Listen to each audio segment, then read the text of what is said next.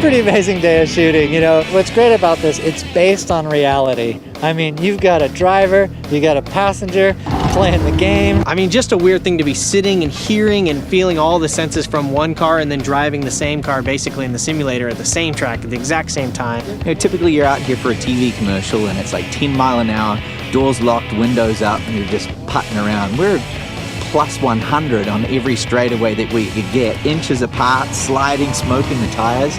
But the main thing is that it's totally in the middle of it all the time, middle of the action. When we're chasing in a camera car, we're running flat out. That camera's like under the bumper of these cars as they're drifting around. In turn 5 up here, I think they're pulling over a G as he turns into that left-hander there, and you can feel it and see it there, and this is stuff you couldn't set up and fake.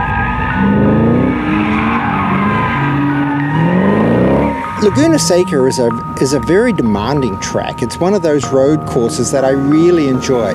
It's got a lot of different elevation changes. Then you've got the famous corkscrew.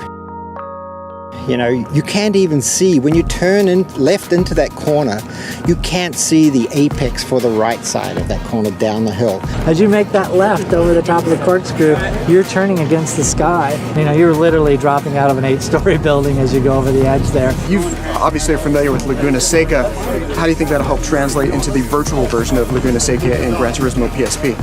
Well, it translates pretty directly. The contour of every corner is all very, very exact. There's bumps, there's little camber changes that have a huge effect on the car in real life that you can, if you pay attention, you can feel them having the same effect in the game.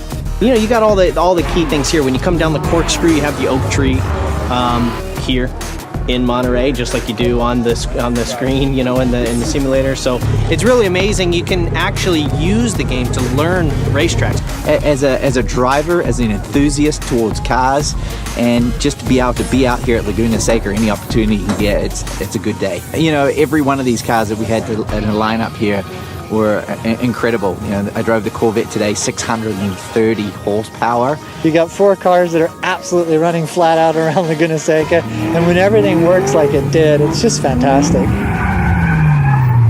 Gran Turismo, only possible on PSP and PSP Go. PlayStation